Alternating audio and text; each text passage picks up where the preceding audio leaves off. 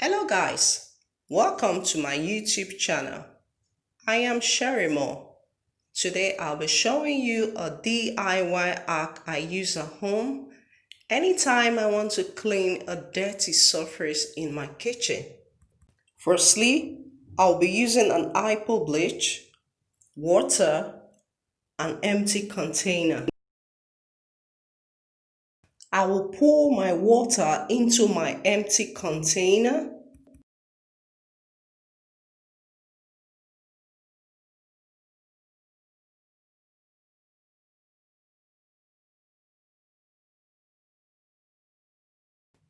I will add the HYPO bleach into the container which I added my water already.